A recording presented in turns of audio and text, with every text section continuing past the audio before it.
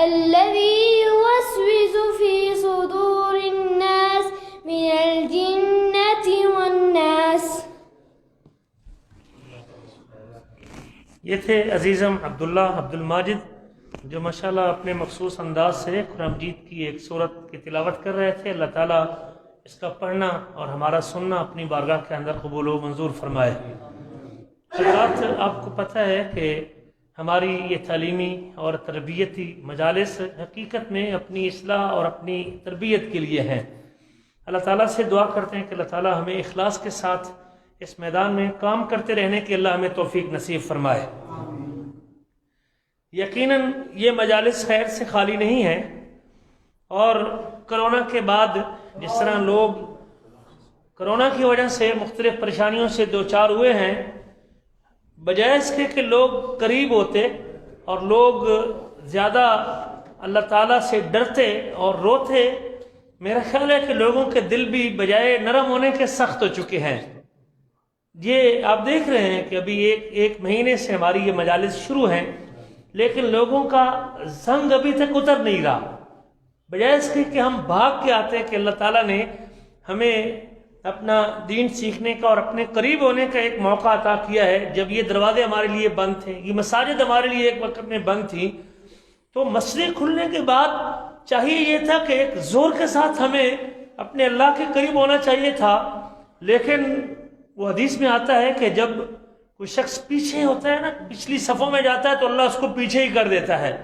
تو کہیں ہمارے ساتھ بھی کہیں یہ معاملہ نہ ہو گیا ہو، اور آپ دیکھ رہے ہیں کہ ہمارے مسلسل رابطے کے باوجود بھی لوگوں کی یہ سستی اور دین سے یہ دوری اور یہ جو زنگ ابھی تک چڑھا ہوا ہے اور اٹھا ہوا ہے، اس کو اتارنے کی ضرورت ہے۔ اس میں میں اکیلا نہیں، آپ حضرات بھی اگر ہمت کریں گے، اور ایک ہوتا ہے اور 2 11 ہوتے ہیں، تو آپ حضرات اگر محنت کریں گے اور ساتھیوں کو دعوت دیں گے تو یقیناً امید ہے کہ لوگوں کا یہ زنگ اتارنے میں ہمارا حصہ بھی شامل ہو جائے گا۔ اللہ تعالیٰ سے دعا کرتے ہیں کہ اللہ ان کے لیے آسانیاں پیدا کرے، اللہ ان کو توفیق دے، اللہ ان کو دلوں کو نرم کرے۔ آج ہی کی بات ہے، میں ایک ساتھی سے ملنے کے لیے گیا تو میں نے کہا آئیے درسوں میں، تو کہنے لگا کہ انشاءاللہ آؤں گا۔ تو میں نے تھوڑی دیر کے بعد کہا میں نے آج تو وعدہ کر لیا نا تو آپ نے آنے کا؟ کہتے نہیں، وعدہ میں نے نہیں کیا۔ تو میں نے کہا یار وعدہ اور کیا ہوتا ہے؟ کہ آپ نے کہا میں انشاءاللہ آؤں گا، آپ نے اللہ تعالیٰ کو بھی شامل کر لیا بیچ میں، اس کی مشیت بھی شامل کر لی، اس کا معنی ہے کہ آپ بالکل آنے کے لیے تیار ہیں۔ کہتے نہیں میں نے وعدہ نہیں کیا۔ تو میں نے پھر کہا اچھا پھر آپ آئیں گے نا؟ کہتے نہیں میں نہیں آؤں گا۔ میں نے کہا بھی اب کیوں نہیں آؤ گے؟ کہتے اس لیے نہیں آؤں گا کہ میں وعدہ نہیں کرنا چاہتا۔ میں نے کہا اللہ آپ کے دل کو نرم کرے، اللہ تعالیٰ۔ آپ کہتے میرے پاس فرصت نہیں ہے، میں اتنا مصروف ہوں۔ میں کہا یہ تو قبر کی دیواروں تک آپ کی مصروفیت ختم نہیں ہوگی، اس کو تو وہ حقیقی اور دائمی زندگی کے لیے مجھے اور آپ کو فرصت نکالنی پڑے گی، تو یہ فرصت نکلے گی، ورنہ لوگ بوڑھے ہو گئے اور دنیا سے چلے گئے لیکن ان کی مصروفیات ختم نہیں ہوئی۔ تو کہنے کا مقصد ہے کہ بندوں کے دل ابھی تک جو ہے نا، وہ بجائے نرم ہونے کے ان میں اور زیادہ سختی ہے، بجائے گڑ گڑانے رونے کے اور اللہ کے قریب ہونے کے ہمارے دل اور زیادہ سخت ہو چکے ہیں۔ بہرحال ہمارا کام دعوت دینا ہے، دل بدلنا یہ رب ذوالجلال کا کام ہے۔ اور میں نے اسے کہا کہ اب آپ اس انتظار میں ہیں کہ حضرت جبریل آئیں گے اور مجھے آپ کو میرے کان سے وہ پکڑ کے مجھے مکتب جالیات یا کسی مسجد میں لے کے جائے گا، یہ وقت نہیں آئے گا۔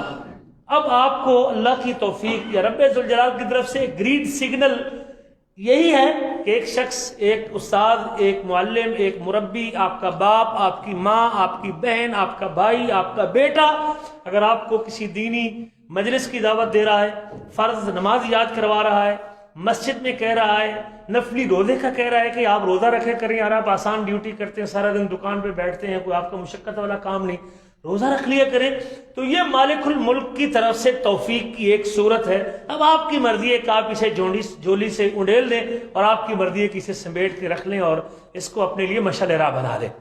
تو کہنے کا مقصد ہے کہ اب ضرورت ہے مجھے اور آپ کو مزید دعوت دینے کی اور زیادہ محنت کرنے کی، تاکہ لوگوں کی یہ دوریاں ختم ہوں اور ہمارا حصہ بھی اس دوری ختم کرنے میں شامل ہو جائے۔ ہمارا کام کوشش کرنا ہے، لیکن نتیجہ کس کے پاس ہے وہ رب ذوالجلال کے اوپر چھوڑنا چاہیے۔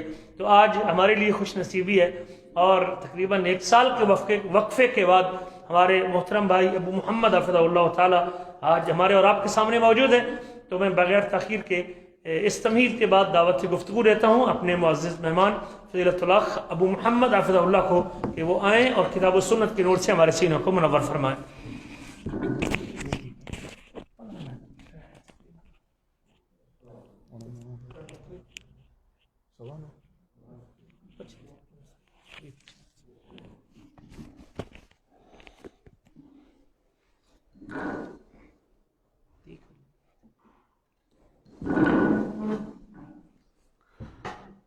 السلام علیکم ورحمۃ اللہ وبرکاتہ.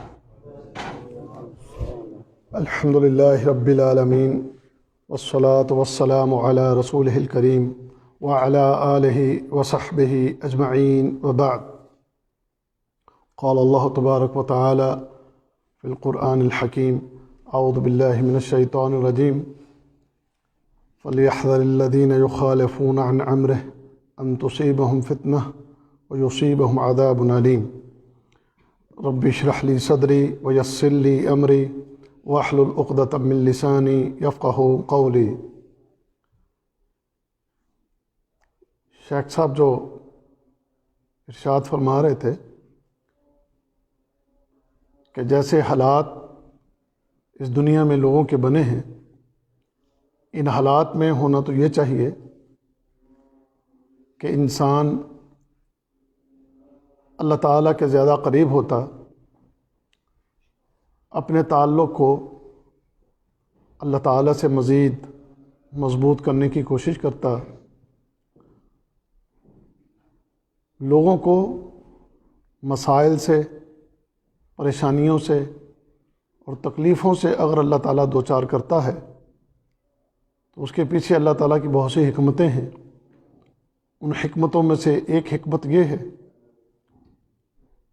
وَلَنُذِيقَنَّهُم مِّنَ الْعَذَابِ الْأَدْنَىٰ دُونَ الْعَذَابِ الْأَكْبَرِ لَعَلَّهُمْ يَرْجِعُونَ، کہ چھوٹی چھوٹی تکلیفیں اور عذاب اور مشکلیں اور پریشانیاں اللہ تعالیٰ کی طرف سے اس لیے آتی ہیں کہ اگر آپ بھٹکے ہوئے ہیں، اگر آپ کہیں غلط سمت میں جا رہے ہیں، اور اگر آپ اپنی زندگی میں کہیں کو غلطیاں کر رہے ہیں تو آپ پلٹ آئیں. آپ کا ہی اس میں فائدہ ہوتا ہے، انسان کا ہی اس میں فائدہ ہے. اسے اپنی طرف لوٹانے کے لیے، اپنی طرف پلٹنے کے لیے اور غلط راہوں سے روکنے کے لیے، غلط کاموں سے روکنے کے لیے، غلط فیصلوں سے روکنے کے لیے اللہ تعالیٰ کی طرف سے یہ مسائل، یہ پریشانیاں، یہ تکلیفیں اور اس طرح کی تنگیاں آتی ہیں. اب عقل مند ہے وہ انسان جو اس بات کو سمجھتا ہے اور سمجھنے کے بعد وہ پلٹتا ہے، لوٹ آتا ہے اور اپنے رب کی بارگاہ میں دعائیں کرتا ہے کہ میرے اللہ، میں غلط تھا اور میں غلط راہ پر تھا، میں ظلم کر رہا تھا، کیا میں گناہوں کی زندگی بسر کر رہا تھا، میں نافرمانی میں مبتلا تھا، میں سستیوں، غفلتوں اور کوتاہیوں کا شکار تھا. تو اے میرے رب، پیچھے جو مجھ سے ہوا سو ہوا، مجھے میرے ان گناہوں کی معافی دے دے، میری غلطیوں کی، میری کوتاہیوں کی، میری سستیوں اور غفلتوں کی مجھے معافی دے دے. میں تیری ذات کی طرف پلٹا ہوں، تو سے اپنے گناہوں کی معافی مانگتا ہوں اور آئندہ کے لیے دعا کرتا ہوں. اے میرے اللہ، میری اصلاح فرما دے، ہدایت کی راہ پر مجھے چلا دے اور اس پر مجھے ثابت قدمی عطا کر دے. لیکن یہ ہوگا کب؟ جب انسان فکر کرے گا، غور کرے گا، تدبر کرے گا اور اس چیز کو سمجھے گا. عزیز بھائیو، ہم میں سے ہر ایک خطا کار ہے، ہم میں سے ہر بندہ گناہ گار ہے، ہم میں سے ہر ایک کہیں نہ کہیں غلط ہے، غلطیوں میں مبتلا ہیں. کوئی جرم، کوئی ظلم، کوئی گناہ، کوئی زیادتی ہم سے ہوتی رہتی ہے، ہم کرتے ہیں. اور انہی چیزوں کا پھر یہ نتیجہ ہوتا ہے کہ جو یہ مسائل اور پریشانیاں آتی ہیں، اللہ تعالیٰ کسی انسان پر ظلم نہیں کرتا۔ اللہ تعالیٰ وما انا بظلام للعبید، میں اپنے بندوں پر ظلم نہیں کرتا۔ ظلم ہم خود کرتے ہیں اپنے آپ پر، اور جو پھر مصیبت آتی ہے، تکلیف آتی ہے، پریشانی آتی ہے، اس کا سبب ہمارے اپنے ہاتھوں کی کمائی ہے۔ وما اصابکم من مصیبہ فبما کسبت ایدیکم ویعفو عن کثیر، تمہیں جو بھی غم پہنچا، جو بھی مصیبت آئی، جو بھی تکلیف آئی، تو اس کے پیچھے تمہارے اپنے اعمال ہیں، تمہارے اپنے کرتوت ہیں، اس کا نتیجہ ہوتا ہے۔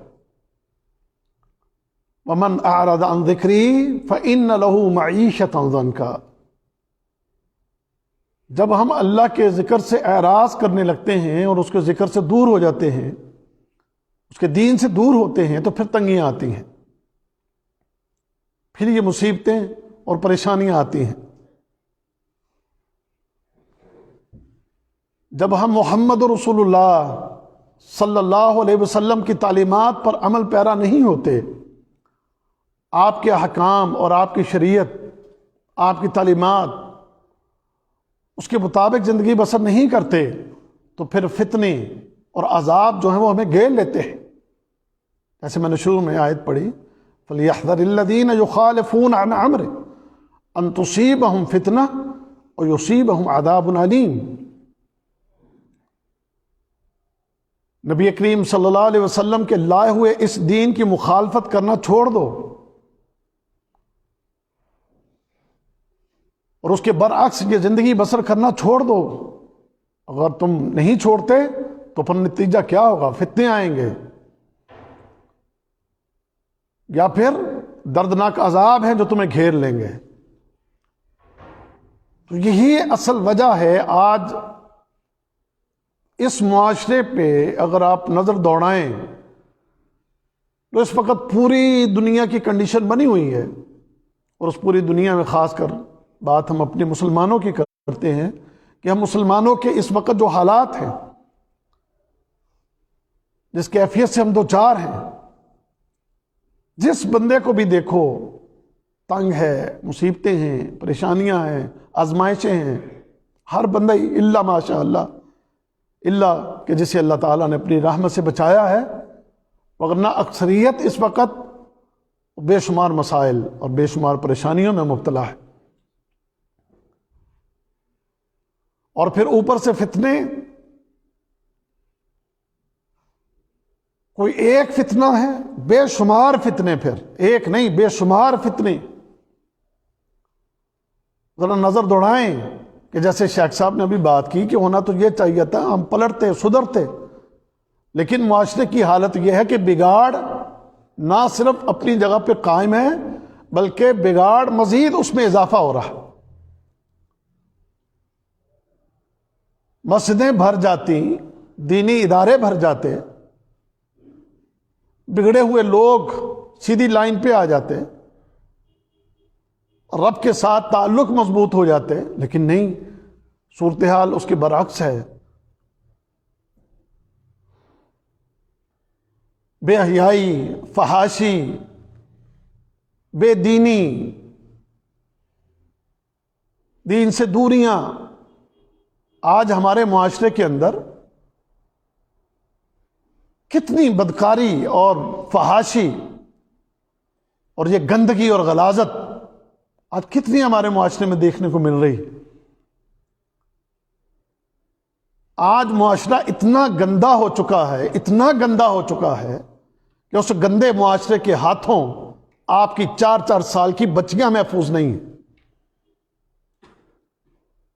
ہمارے معاشرے میں اتنا گندا آ چکا، اتنا گندا آ چکا، مجھے نہیں پتا، میرا علم تھوڑا ہے، آپ کا علم زیادہ ہوگا، آپ میڈیا سے ٹچ رہتے ہیں، مجھے بتائیں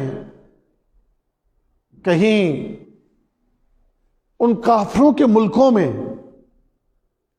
ملکوں میں وہاں سے کوئی اتنی زیادہ خبریں کہیں آتی ہوں کہ 3-4 سال کی بچیوں کے ساتھ 3-4 سال کے بچوں کے ساتھ زیادتیاں ہوتی ہوں؟ مجھے نہیں پتا، لیکن میں تو اپنے اسلامی ملک کو دیکھ رہا ہوں، اپنے مسلمانوں کو دیکھتا ہوں کہ آج ہمارے مسلمانوں کو کیا ہو گیا، اور پیچھے سبب کیا ہے؟ سبب یہی ہے کہ جو اس معاشرے کے اندر گندگی پھیل رہی ہے اور یہ بے دینی جو بڑھ رہی ہے، لوگ جو دین سے دور ہو رہے ہیں، اور قرب کس چیز کے ساتھ زیادہ ہے؟ کہاں ہے قربت؟ نہ مسجد سے قربت، نہ قرآن سے قربت، نہ حدیث سے قربت، نہ علماء سے قربت. کس چیز سے قربت؟ میڈیا سے، سوشل میڈیا سے، انٹرنیٹ سے، موبائل سے، فیس بک سے، ٹویٹر سے، ان چیزوں کے ساتھ اتنا جڑا ہوا ہے، اتنا جڑا ہوا ہے کہ رات کو بستر پر سونے سے پہلے بھی اب موبائل ہاتھ میں، اور جناب فیس بک دیکھتے دیکھتے نیند آ گئی، اور جب آنکھ کھلی تو آنکھ کھلتے ہی سب سے پہلا کام موبائل اٹھا کے فیس بک دیکھنا، میسیجز دیکھنا، اور موبائل کے اوپر انٹرنیٹ کے اوپر مصروف ہو جانا. ایک مومن، ایک مسلمان جس کی رات کیسے شروع ہوتی تھی؟ نبی کریم صلی اللہ علیہ وسلم بستر پر آتے ہیں، بستر کو بسم اللہ پڑھ کے جھاڑتے ہیں، اور بستر پر بیٹھ کے دعائیں پڑھتے ہیں، سورتیں پڑھتے ہیں.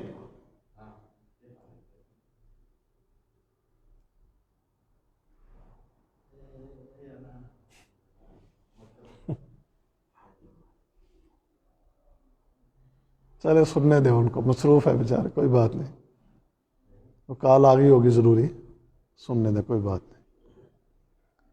کیا خیال ہے؟ اگر آپ نبی کریم صلی اللہ علیہ وسلم کی زندگی کو اٹھا کر دیکھیں کہ جب آپ رات کو سونے کے لیے بستر پر آ رہے ہیں تو سونے سے پہلے کتنی دیر تک آپ قرآن پڑھ رہے ہیں، مختلف دعائیں پڑھ رہے ہیں، اور پھر دائیں کروٹ لیٹتے ہیں، دعائیں پڑھتے ہوئے آپ سو جاتے ہیں، اور پھر اٹھتے ہیں تو اٹھتے ہی دعائیں پڑھتے ہوئے آپ اٹھ رہے ہیں. اور آج ہم سونے سے پہلے گھنٹوں، ابھی آپ نکلے نا، یہ سنائیہ میں ہی آپ نکل جائیں، چلیں مل کے چلتے ہیں، اور سنائیہ میں جا کر ذرا دیکھیں کمروں میں بیٹھے ہمارے یہ پردیس میں آئے ہوئے ہمارے یہ بھائی اس وقت کیا کر رہے ہوں گے.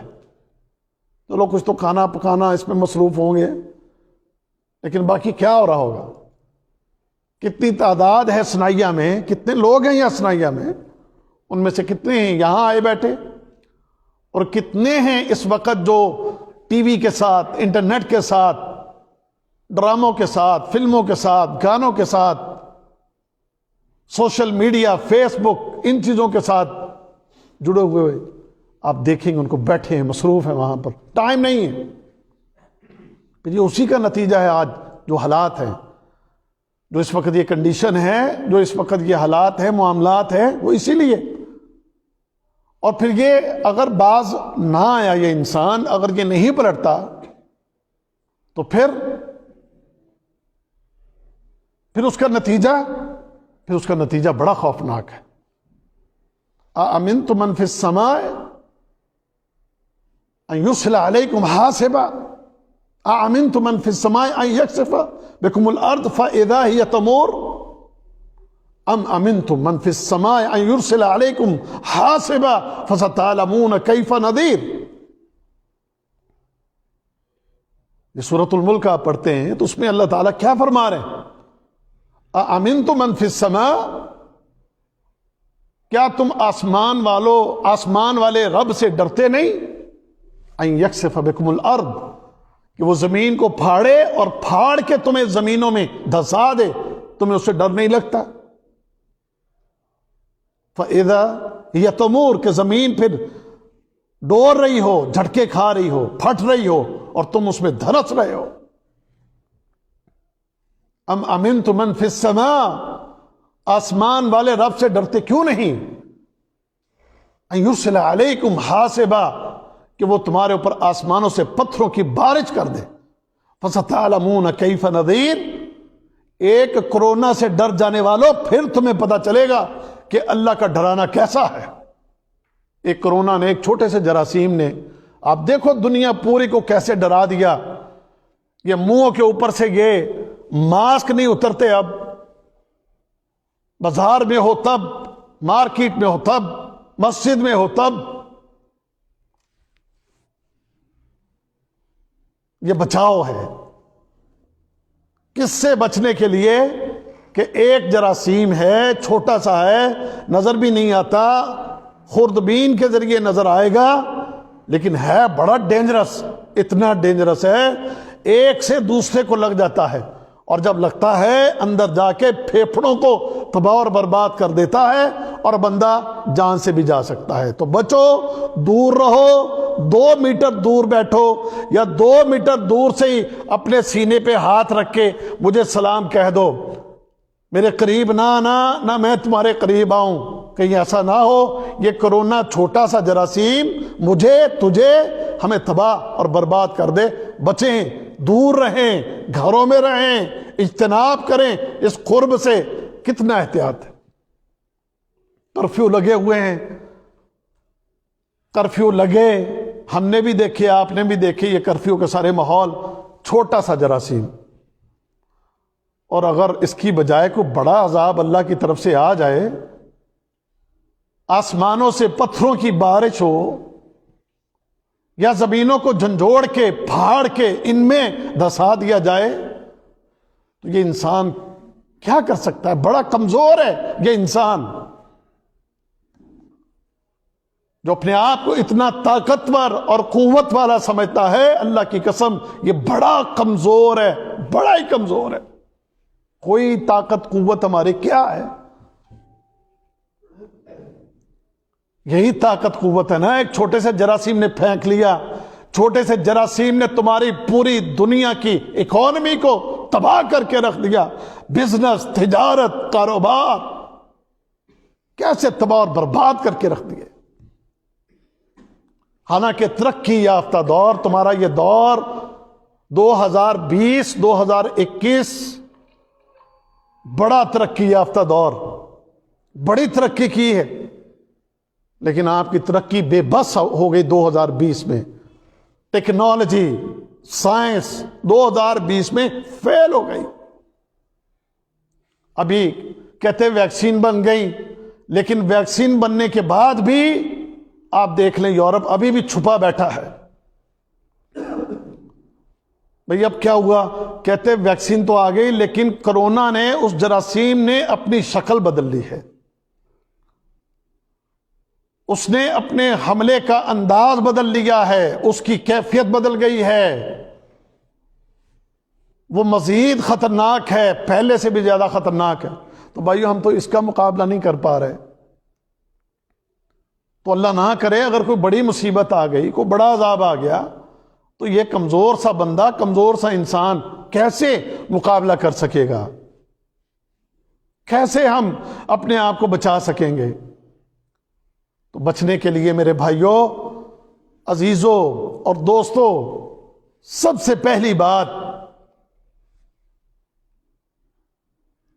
شیخ صاحب کی بات میں غور کریں، جو شیخ صاحب نے تمہیداً باتیں کی ہیں وہ بڑی اہم ہیں، وہ بات بڑی اہم ہے۔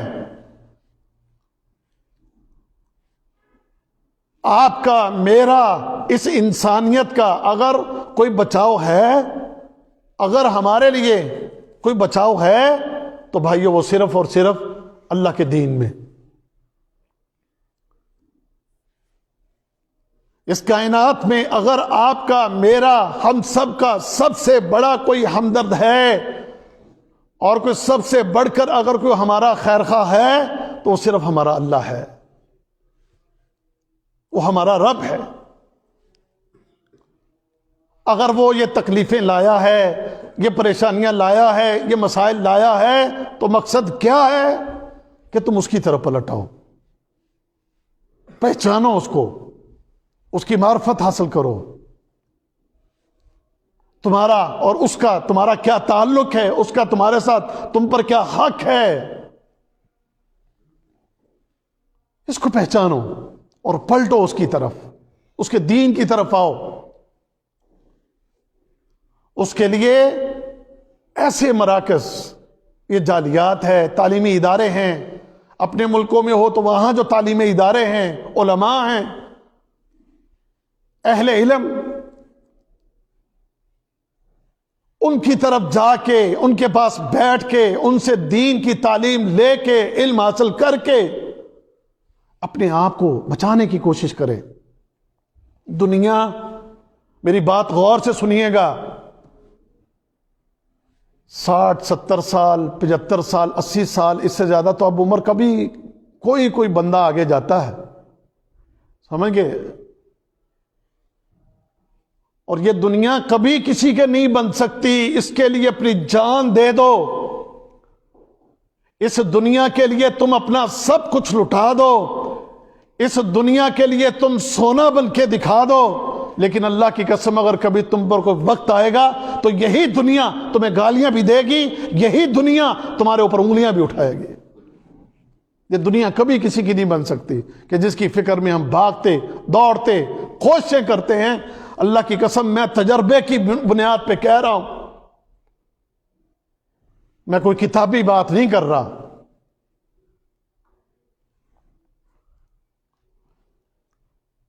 اس دنیا کے انسان کے لیے، ان دنیا کے لوگوں کے لیے تم تن من دھن مال روپیہ دولت سب کچھ لگا دو، لیکن اگر کبھی کوئی آزمائش تم پر آ گئی تو یہی تم پر لعنتیں برسائیں گے۔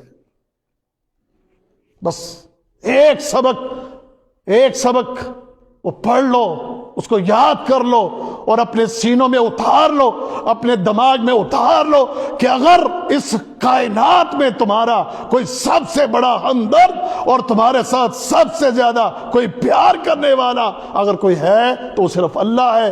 اس لیے اپنی دوستی اور اپنا تعلق اس خالق، اس مالک سے خوب مضبوط کر لو بس۔ اور خاص کر اس دور میں، جس دور سے ہم گزر رہے ہیں، کوئی دوست نہیں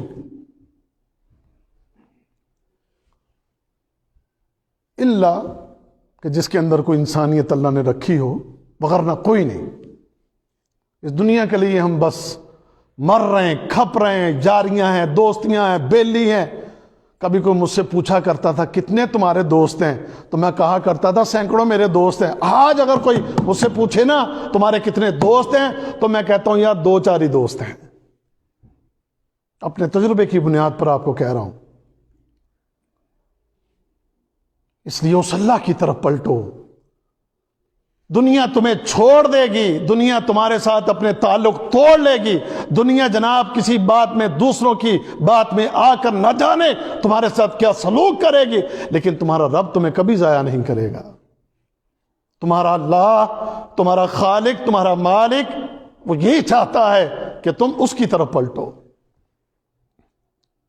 تو اس لیے پہلی چیز، یہ جو علماء ہیں یا ایسے جو دینی اور تعلیمی ادارے ہیں، ان کو ویران نہ کرو، ان کو آباد کرو، ان کے ساتھ جڑ جاؤ۔ کبار علماء، بڑے علماء، دین کی یہ تعلیم رکھنے والے، یہ بڑے پیارے لوگ ہیں۔ ان لوگوں کے ساتھ اپنی دوستیاں اور تعلق، یہ تمہیں بتاتے ہیں کہ کیسے بچنا ہے، اس دنیا میں سے کیسے بچ کے نکلنا ہے، اور تم نے اپنی آخرت کیسے سنوارنی ہے، یہ بتاتے ہیں۔ انما یخشی اللہ من عبادہ العلماء، تمہیں تمہارے رب کے قریب کریں گے، تمہیں تمہارے رب کی طرف بلائیں گے، تمہیں رب کی طرف دعوت دیں گے، تمہارا اور تمہارے رب کا تعلق مضبوط کرنے کے لیے اپنا ایک کردار ادا کریں گے۔ اس لیے اپنے آپ کو بھائیو، یہ دنیا کی مستیوں، دنیا کے معاملات اور دنیا کے یہ کاروبار، یہ دنیا کی تجارتیں کہ جس کے پیچھے لگ کے ہم اتنی سستیوں اور غفلتوں میں پڑ جاتے ہیں۔ بھائیوں، ان غفلتوں اور سستیوں سے نکل کر کیا ہے 24 گھنٹوں میں سے چند منٹ یا چند لمحات تم سے یہ مانگتے ہیں، یا کئی ہفتے میں ایک دن تمہارے لیے یہ مخصوص کر کے تمہیں بلاتے ہیں، اس کو اپنی غفلت کی نظر مت کرو۔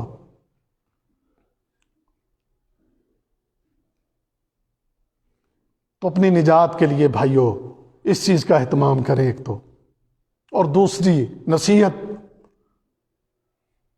وہ یہ ہے بھائیوں، نماز نہ چھوڑو، نماز نہ چھوڑو، نماز میں سستی نہ کرو۔ 5 وقت کی نماز کے لیے اپنے آپ کو مکمل تیار رکھا کرو کہ تم نے اپنے دن کی 5 وقت کی نماز میں کوئی ایک نماز بھی تم نے نہیں چھوڑنی، اور اس نماز میں تم نے کوئی غفلت، کوئی سستی نہیں کرنی۔ اذان ہو جائے تو اذان ہونے کے بعد کوئی کام کاج، کوئی میری مصروفیت نہیں۔ اگر کوئی سب سے اہم کام اس روئے زمین پر اگر کوئی ہے تو وہ اذان ہو گئی تو نماز ہے۔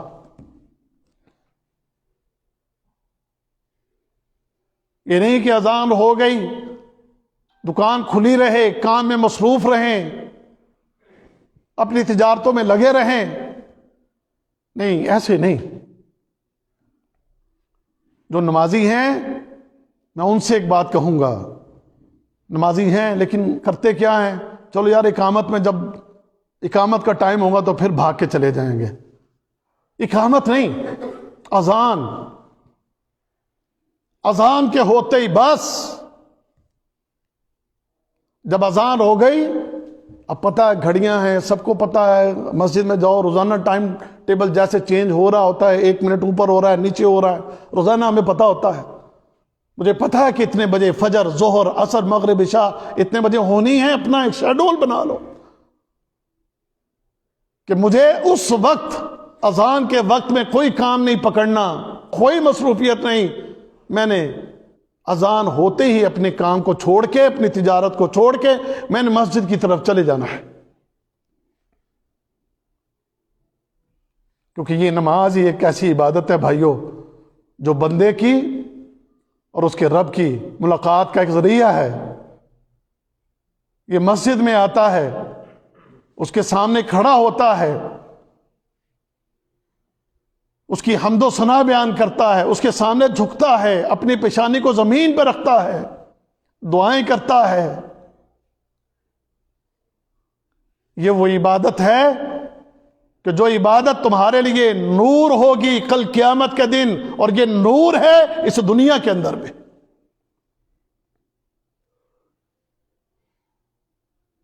یہ تمہاری عبادت، یہ تمہاری نماز اور اس کا صحیح اہتمام، یہ ڈھیلے ڈھالے، سست، غافل، آگے پیچھے کرنے والے، ان کے لیے تو بڑی وعید ہے۔ نماز جو چھوڑ چکے ان کو تو اب ان کی تو بات نہ کریں، میں ان کی بات کرتا ہوں یہاں۔ فویل للمصلین الذین هم عن صلاتهم ساہون، ویل ہے کن کے لیے؟ یہاں پر جو بیان ہو رہا ہے کس کے لیے؟ فویل للکافرین، للمشرکین، للمنافقین، نہیں، للمصلین۔ علماء بیٹھے ہیں، آپ ان سے پوچھ لیں۔ تباہی ہے، بربادی ہے، ہلاکت ہے، جہنم ہے، یا اللہ کس کے لیے؟ فرمایا للمصلین، نمازیوں کے لیے۔ یا اللہ نمازیوں کے لیے کیوں ہے؟ فرمایا اس لیے کہ یہ اپنی نمازوں میں سستی کرتے ہیں، غفلت برتتے ہیں۔ تو اس لیے بھائی اپنے آپ کو ایسا بنا لیں کہ میں نے نماز کے اس عمل میں کہیں کبھی بھی کوئی سستی اور غفلت اختیار نہیں کرنی۔ میرے لیے اس دنیا میں، اس زمین پر سب سے اہم، ضروری اگر کوئی کام ہے تو وہ نماز ہے۔ اور اگر آپ یہ کام کریں گے تو انشاءاللہ اللہ رب العزت آپ کی حفاظت فرمائے گا۔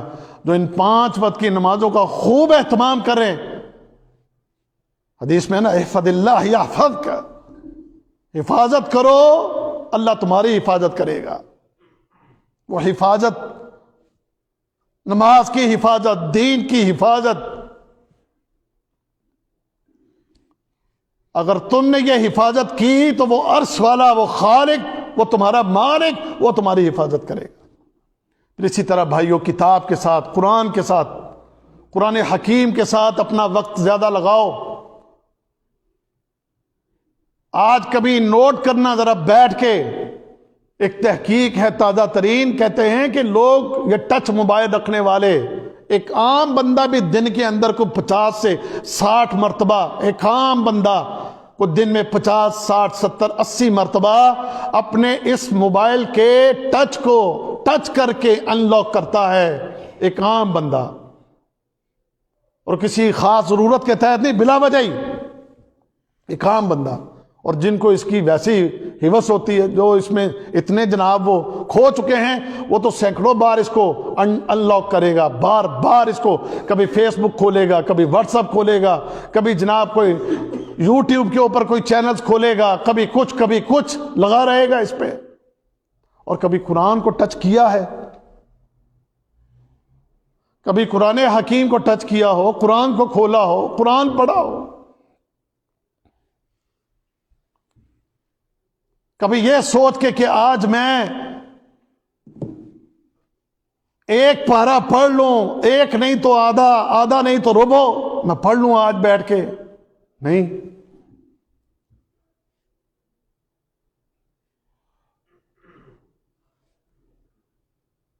پتہ ہی نہیں ہے کہ اس کتاب کا ہم پر کوئی حق ہے، اسے پڑھنا ہے، کھولنا ہے، تلاوت کرنا ہے.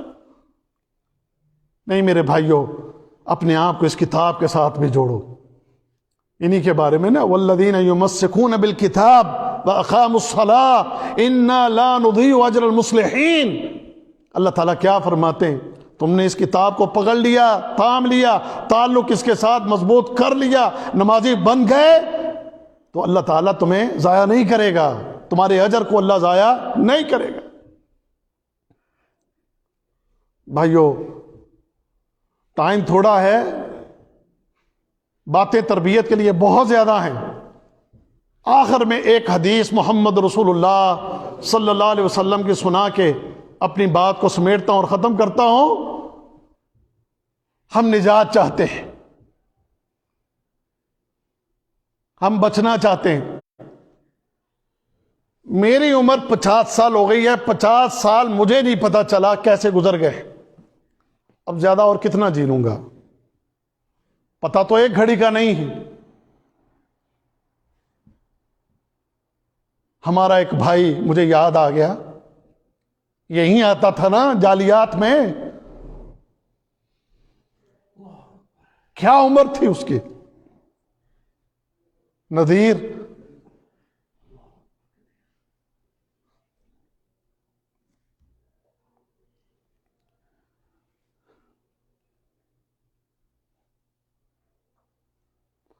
کچھ زندگی کا پتہ،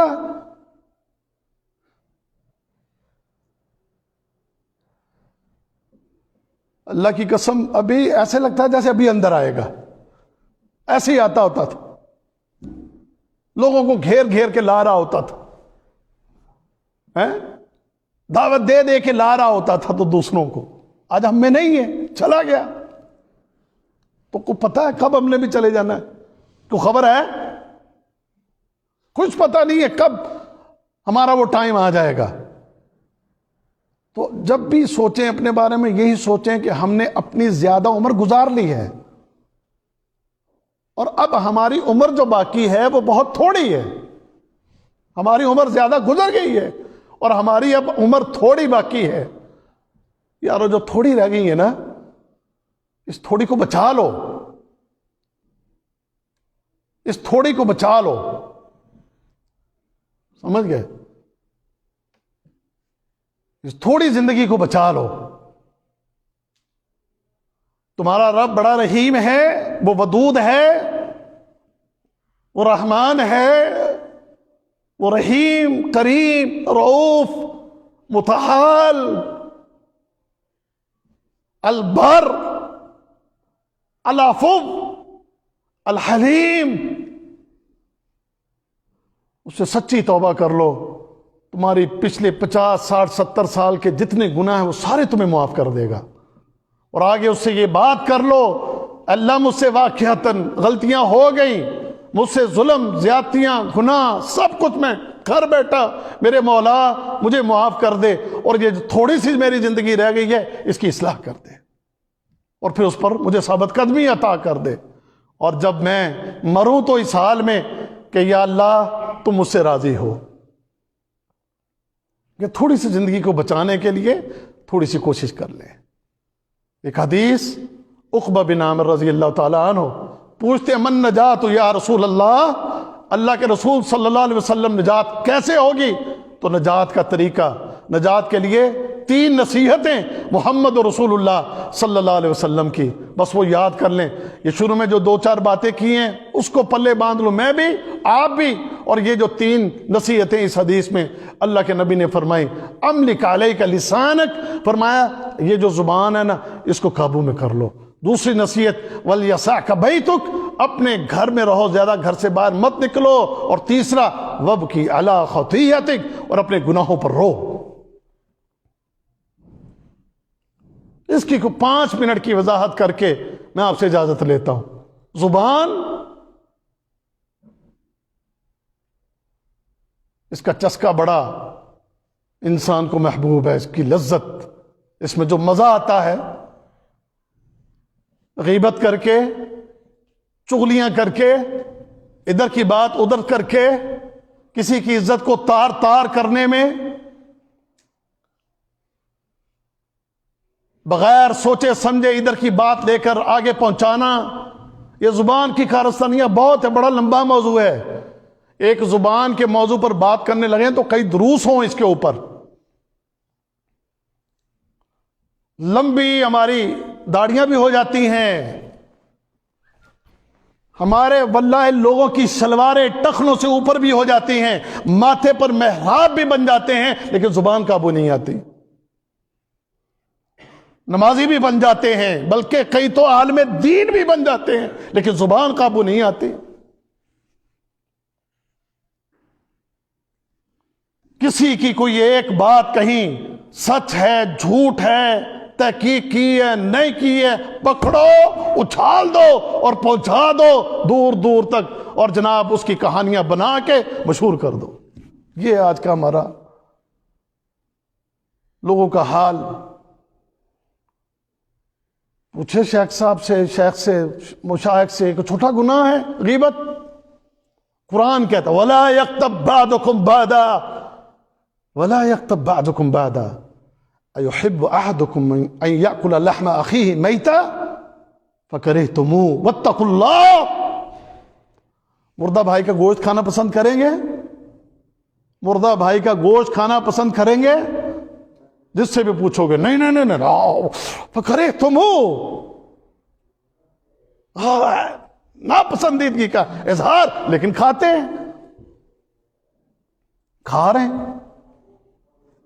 اور مزے لے لے کے کھاتے ہیں، مزے لے لے کے کھاتے ہیں۔ سمجھ گئے؟ کیا بات کروں، ابھی وقت نہیں ہے۔ یہ زبانیں باندھو ان کو، یہ تمہاری زبان اللہ کے ذکر سے تر رہے، لوگوں کے ذکر سے، لوگوں کی غیبت سے، چغلیوں سے، گالیوں سے، فساد سے، بربادیوں سے نہیں۔ اس زبان کو لغام دو، قابو کرو، اس کو چلانا ہے۔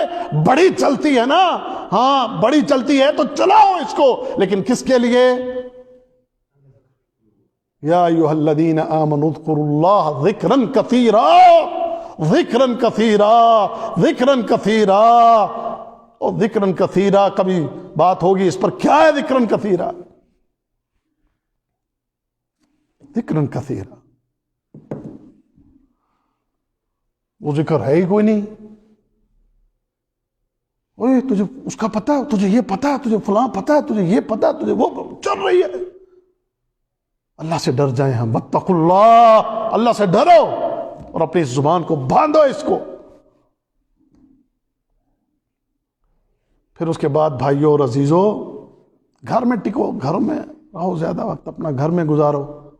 ٹھیک ہے، ڈیوٹی ہے، جاب ہے، تجارت ہے، کرو، کر کے اپنے گھر میں آ جاؤ. یہ نہیں فضول کبھی اس کے پاس جا کے بیٹھوں، کبھی ادھر بازار میں گھوم آؤں، کبھی مارکیٹ میں گھوم آؤں، کبھی اس کو ملاؤں، کبھی ادھر چلا جاؤں، کبھی ادھر چلا جاؤں. ہاں کو دین کے لیے، دین کی تعلیم کے لیے، دین کی تربیت کے لیے، دین کی دعوت کے لیے، یا کسی خاص مقصد کے لیے، وہ ایک الگ بات ہے. لیکن جو ہی صرف آوارہ پھرنے کے لیے، آوارہ ملاقاتوں کے لیے، اور اس میں پھر یہی ہوتا ہے ادھر کہیں چلے جاؤ، یاروں کے پاس محفل لگی ہوئے بیٹھے ہو، وہی غیبت ہوگا، غیبت ہوگی، چغلیاں ہوگی، ادھر ادھر کی باتیں ہوں گی، فضول باتیں. امام احمد بن حنبل رحمہ اللہ ایک جگہ گزر رہے ہیں، کچھ لوگ بیٹھے ہوئے ہیں، کہتے ہیں وہ لوگ آئے ہیں شیخ ہمارے پاس بیٹھے ہیں. انہوں نے کہا نہیں، میں ادھر نہیں بیٹھوں گا، میں جا کے صحابہ کی محفل میں بیٹھوں گا. صحابہ کی محفل میں صحابہ کہاں ہے؟ فرمایا نہیں، صحابہ کی محفل میں، اس محفل سے وہ محفل بہتر ہے. صحابہ کی محفل، جی ہاں، حدیثیں پڑھوں گا، حدیثیں لکھوں گا، حدیثیں سننا سنانا، یہ صحابہ کی محفل ہے. حدیث رسول، اس کو سننا سنانا، پڑھنا پڑھانا، وہ کس کی محفل ہے؟ صحابہ کی محفل ہے. سلف صالحین ان کا یہ طریقہ کہ ایسے فضول جا کر لوگوں کے پاس نہیں بیٹھنا، فضول باہر نہیں پھرنا، فضول لوگوں میں جا کر مجلسیں نہیں کرنا با مقصد. لیکن ہماری بے مقصد محفلیں، بے مقصد ہماری مجلسیں. اور تیسری اور آخری بات، وَابْكِي عَلَىٰ خَطِيئَتِكَ. جیسے میں نے عرض کیا تھا، گناہگار ہم سب ہیں. ہم میں سے کوئی بندہ ایسا نہیں جو گناہگار نہ ہو. کسی کے تھوڑے ہیں، کسی کے زیادہ ہیں. ہمیں دوسروں کے نظر آتے ہیں، اپنا تو کسی کو نظر نہیں آتا نا. بس اتنا ہوتا ہے کہ کسی کا کسی اور ٹائپ کا گناہ ہوتا ہے، کسی اور کا کسی اور ٹائپ کا گناہ ہوتا ہے. دوسرے کے گناہوں سے زیادہ اپنے گناہوں کی فکر کریں. ہو سکتا ہے کسی کے بارے میں تمہاری زبان کسی اور حساب سے چلی ہو، کسی کے بارے میں تمہاری زبانیں کچھ اور کہہ رہی ہوں، لیکن کل قیامت کے دن معاملہ اس کے برعکس ہو جو تم کہتے رہے، اور تمہارا اپنا معاملہ کہ تم اپنے بارے میں سوچتے رہے کہ تم بڑی چیز ہو، اور تمہارا معاملہ کچھ اور ہو. کیا خبر ہے؟ اپنے اس تھوڑے سے وقت کو جہاں تم نے عبادات میں لگانا ہے، وہیں پر اپنے اس تھوڑے سے وقت میں بھائیوں کو دن کے اندر کثرت کے ساتھ پیارے حبیب محمد رسول اللہ صلی اللہ علیہ وسلم، جن کے تمام گناہ وہ آپ سے پاک ہیں، گناہوں سے پاک، کوئی گناہ نہیں آپ کے ذمے، لیکن وہ بھی پھر دن میں کتنی بار استغفار کرتے ہیں؟ 70 بھی اور 100 بھی. 70 مرتبہ وہ ہستی دن میں استغفار کر رہی ہیں، کبھی 100 بار استغفار کر رہے ہیں. بلکہ ایک مجلس کے اندر عبداللہ بن عباس کہتے ہیں، ایک مجلس میں ہم بیٹھے تھے، اس مجلس کے بعد میں نے دیکھا اللہ کے نبی صلی اللہ علیہ وسلم استغفار کر رہے تھے، میں نے گنا، کہتے ایک ہی مجلس میں بیٹھے ہوئے اللہ کے نبی نے 70 بار استغفار کی. سنے ہوں گے واقعات آپ نے، 40 دن 50 دن رو کے اپنے رب کی بارگاہ میں اپنے ایک گناہ پر رو کے معافی مانگ رہے ہیں. اور بھائیوں پھر ہم بہت بڑے گناہ گار ہیں، اپنے گناہوں پر روئیں اور اپنے اللہ سے معافی مانگیں. اس کے سامنے اپنے ہاتھوں کو پھیلا کے، اپنے آنکھوں سے آنسو نکال کے، تاکہ ہمارا رب یہ جو تھوڑی سی زندگی رہ گئی ہے، یہ جو تھوڑے سے ایام رہ گئے ہیں، پچھلی ساری زندگی کے گناہ معاف کر دے، اور یہ تھوڑے سے جو ایام ہیں یہ عافیت کے ساتھ گزر جائیں. پچھلے گناہوں پر معافی، اور اس فتنے کے اس دور میں یا اللہ یا ہمارے رب ہمیں بچا لے، ہمیں بچا لے. اللہ کی قسم نہ کوئی طاقت ہے، نہ کوئی قوت ہے یا رب کہ ہم گناہوں سے اپنے آپ کو بچا سکیں. اگر بچ سکتے ہیں تو صرف تیری توفیق سے بچ سکتے ہیں. جو کیے اللہ اس کی معافی دے دے. تو بخش دے، تیرا وعدہ ہے۔ قل یا عبادی الذین اسرفوا علی انفسہم لا تقنطوا من رحمت اللہ ان اللہ یغفر الذنوب جميعا انہ هو الغفور الرحیم۔ تو نے خود کہا ہے، لوگوں جو اپنی جانوں پر ظلم کر چکے ہو مایوس نہ ہو، آ جاؤ آ جاؤ،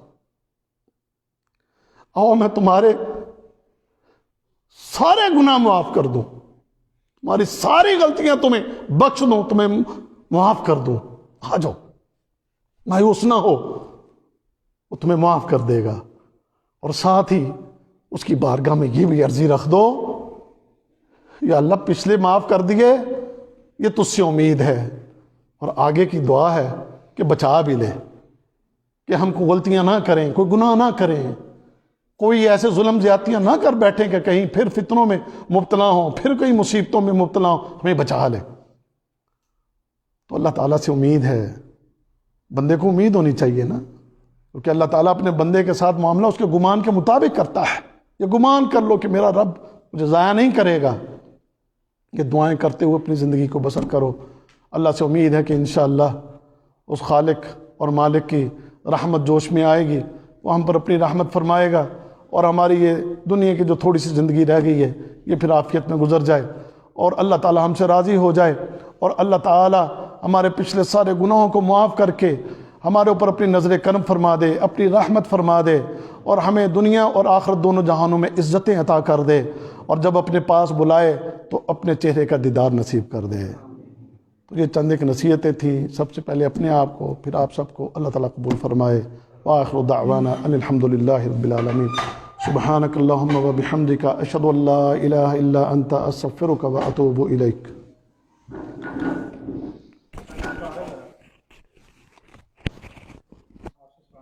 یہ جو نصیحتیں آپ نے کی ہیں، یہ بچپن سے ہم اپنے مسلمان معاشرے میں پیدا ہوئے، اپنے گھر سے سنتے ہیں، اپنے علماء سے سنتے ہیں، علماء سے سن کے ابھی ہم نے اپنی زندگی کا اتنا حصہ گزار لیا ہے، پھر بھی ہم لوگ جو ہے نا نمازیں بھی چھوڑتے ہیں، گناہ بھی کرتے ہیں، امانت میں خیانت بھی کرتے ہیں، جھوٹ بھی بولتے ہیں، غیبت بھی کرتے ہیں۔ تو آپ بھی ہمیں کوئی ایسا وظیفہ بتائیں نا، کوئی ایسا چھوٹا وظیفہ بتائیں، جیسے کہ بے نمازی کے لیے نماز پڑھنا ایک دفعہ، تو یعنی کہ وہ کون سا ایسا مسلمان ہے جو نماز سے انکار کرتا ہے، بولتا میں نماز نہیں پڑھوں گا، ہر کوئی بولتا ہے کہ میں نماز پڑھوں گا۔ کوئی ایسا چھوٹا سا ایسا عمل بتا دیں جس کو اپنی زندگی میں اپنا لیں، عادت بنا لیں اپنی زندگی میں، تاکہ اس عمل کی برکت سے اس کی روح کا جو گند ہے وہ بھی صاف ہو جائے، اور وہ خود بخود نماز پڑھنا بھی شروع کر دے۔ جب انسان کا روحانی طور پہ ٹھیک ہو جائے گا تو نماز بھی پڑھے گا، تہجد بھی پڑھے گا، سچ بھی بولے گا، اچھے کام بھی کرے گا۔ بات یہ ہے کہ کوئی ایسا کوئی چھوٹا وظیفہ بتا دے جس کو آدمی پکڑ لے، تو اس کے بعد اس کی برکت سے آدمی نمازی بھی ہو جائے، اور اس کے جو ہے نا روح جو ہے نا وہ آستہ آستہ ٹھیک ہو جائے، برے کا برائی سے بچ جائے روح اس کی۔ کوئی ایسا عمل ہمیں بتا دیں۔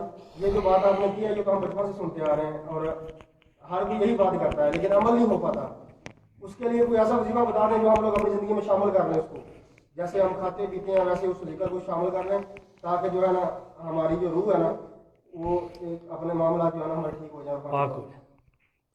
دیکھیں، پہلی بات تو یہ ہے کہ میں نے درس کے شروع سے لے کر آخر تک طریقہ ہی بتایا ہے کہ کیسے ہم اللہ تعالیٰ کی طرف اپنے آپ کو لے جا سکتے ہیں اور کیسے اپنے آپ کو اللہ کے ساتھ جوڑ سکتے ہیں۔ لیکن بھائی نے کہا یہ باتیں تو ہم نے سنی ہوئی ہیں، تو اس سے فائدہ پہلے نہیں ہوا شاید۔ تو اگر پہلے فائدہ نہیں ہوا تو پھر اس کی بجائے کوئی اور طریقہ کہ جس کے ذریعے ہمیں فائدہ ہو جائے۔ تو بھائی آخر میں نے ایک بات یہ کی ہے، اپنے گناہوں پر رونا، استغفار کرنا، سمجھ گئے نا؟ کبھی اکیلے بیٹھ کر اللہ کی بارگاہ میں رو کے دیکھنا۔ میں ایک بات کر رہا ہوں، ٹھیک ہے نا؟ کبھی اپنے اللہ کی بارگاہ میں بیٹھ کر اکیلے رو رو کے دیکھنا انشاءاللہ۔ تو میں نہیں سمجھتا پھر اللہ اسے اس راہ پر نہیں چلائے گا۔ یہ ایک وظیفہ اللہ کے ساتھ ذرا تنہائی اختیار کریں، کبھی ایک عادت بنا لیں روزانہ کہ میں نے ہر روز کو آدھا گھنٹہ جو ہے نا اپنے رب کی بارگاہ میں بیٹھ کے رونا ہے کہ اے اللہ میری اصلاح کر دے، اے اللہ مجھے سیدھی راہ پر چلا دے۔ اور پھر بھی اگر کوئی معاملہ سیدھا نہیں ہوتا تو کثرت کے ساتھ جو ہے وہ اللہ کا ذکر چلتے پھرتے لا الہ الا اللہ یا اسی طریقے سے ایسے محبوب کلمات جو اللہ تعالیٰ کو بہت محبوب ہیں، سبحان اللہ والحمدللہ ولا الہ الا اللہ واللہ اکبر، اور اسی طرح لا حول ولا قوة الا باللہ، سمجھ گئے نا، لا الہ الا انت سبحانک انی کنت من الظالمین. تو اگر صرف ایک ہی پڑھنا ہے تو باللہ حول ولا قوة الا باللہ کثرت سے پڑھو.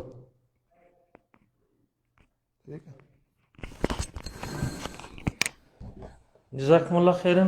ابو محمد بھائی بڑی ہی بہترین باتیں اور نصیحتیں کر رہے تھے. اللہ تعالیٰ سے دعا کرتے ہیں اللہ تعالیٰ ہمیں توفیق نصیب فرمائے. بھائی نے جیسا کہ سوال کیا ہے کہ اب حل کیا ہے، یہ مجالس، یہ مجالس ہیں، جو ان مجالس میں جو باقاعدگی سے آنا، جس طرح آدمی 3 ٹائم ناشتہ کرتے ہیں نا تو اس سے جسم کو قوت ملتی ہے نا، آپ کی روح کو قوت اور روح کی پالش ان مجالس سے ہوتی ہے. جب آدمی ہر 8 دن بعد، ہر دوسرے تیسرے دن بعد اللہ کے رسول کی بات سنتا رہے نا تو اس کا دل کیا رہتا ہے. اس مجلس سے ایسی باتیں سننے کے بعد بندے کا دل چاہتا ہے ابھی جا کے میں اپنا کام پورا کر لوں، جا کے رو لوں اللہ تعالیٰ، آج رات میں رو ہی لوں. ہوتا ہے کہ نہیں ہوتا؟ بس یہی ہے اس کا علاج. جب آپ کٹ جاتے ہیں نا اور دور ہو جاتے ہیں، مہینہ 2 مہینے جب بندہ بالکل ہی پیچھے ہو جاتا ہے، یعنی جمعے کا ترجمہ بھی ہم نہیں سنتے نا. جمعہ تو عربی میں ہوتا ہے، چلو 8 دن کے بعد اللہ نے ایک رکھا تھا ماحول، فرض کیا تھا اس نصیحت کو سننا، لیکن یہاں آنے کے بعد ہماری بد نصیبی ہے کہ ہمیں عربی نہیں آتی. اور پھر دوسرا ہے کہ یہاں اردو میں ترجمے ہوتے ہیں تو ہمارے پاس بیٹھ کے ترجمہ سننے کی فرصت نہیں. دیکھ لیں جامعہ ابی درداء میں ترجمہ ہوتا ہے اور کچھ لوگ جان بوجھ کے ادھر نہیں جاتے. جب ہماری اس قسم کی بے رخی ہے دین کے ساتھ تو پھر اللہ کیسے دل کو نرم کرے گا. ڈاکٹر عمر عبدالکافی ہے غالباً ان کا نام، یہ مصر کے ایک پروفیسر ہے. ان کے پاس ایک بندہ آیا تو اس نے کہا کہ میں بہت دور ہو چکا ہوں اور مجھے حالت یہ ہو چکی ہے کہ اب میں فرض نماز بھی چھوڑ چکا ہوں، گھر میں رہتا ہوں اور میرے ساتھ اب یہ معاملہ ہے کہ دل بڑا سخت ہو چکا ہے اور دین سے نفرت ہو چکی ہے. تو شیخ نے اسے کہا کہ استغفار کر. 1 ہفتہ اس نے مسلسل استغفار کیا، استغفر اللہ استغفر اللہ استغفر اللہ استغفر اللہ، دل کے ساتھ اس نے استغفار کیا. تو 1 ہفتے کے استغفار کے بعد اس نے سمجھا کہ اب میرے اندر وہ پہلی والی کیفیت نہیں رہی اور میرے اندر دین کی محبت اور نماز کا احساس اور فرائض کا احساس پیدا ہو گیا. اور یہ واقعہ انہوں نے ذکر کیا، میں نے خود سنا، ان کے یوٹیوب چینل سے ان کا کلپ موجود ہے. تو ایک تو اگر آپ سمجھتے ہیں کہ یہ مجالس میرے اوپر اثر نہیں کر رہی تو پھر کیا کریں؟ ابو محمد بھائی نے کہا نا روئیے اور رونے کے ساتھ استغفار کریں آپ، استغفر اللہ استغفر اللہ استغفر اللہ.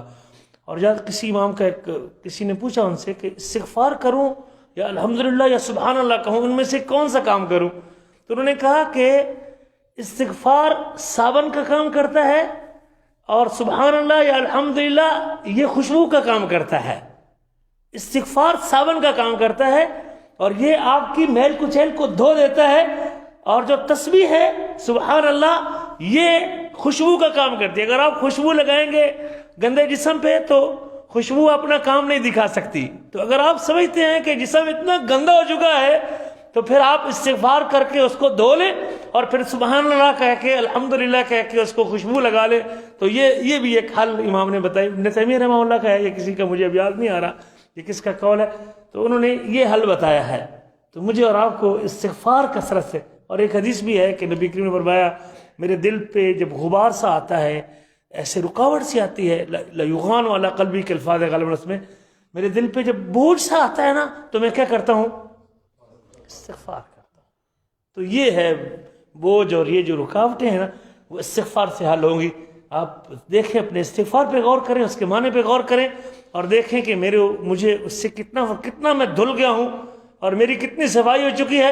اس کی مقدار کو بڑھاتے جائیں. اگر آپ سمجھتے ہیں کہ ابھی دھلائی باقی ہے تو اس کی مقدار کو بڑھا دیجئے، یقیناً اللہ تعالیٰ اپنا قرب نصیب کرے گا.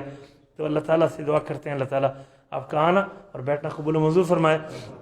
بھائیو، ہم نے ادارے سے کہا کہ جمعے کے دن کو ساتھی دکانیں بالکل بند رکھتے ہیں، تو کل بھی ہمارا اسی حال میں ایک مجلس ہوتی ہے، سوق میں بھی ہوتی ہے اور صنعیہ کے اندر جمعے کے دن بھی ہماری یہ مجلس موجود ہے. شیخ امجد صاحب، شیخ زبیر صاحب، طارق صاحب موجود رہتے ہیں. تو آپ حضرات کل بھی 8 بجے اس کا ٹائم ہے، چونکہ کل آج تو چونکہ ڈیوٹی ہوتی لوگوں کی اس لیے 8:30 کیا ہوا ہے.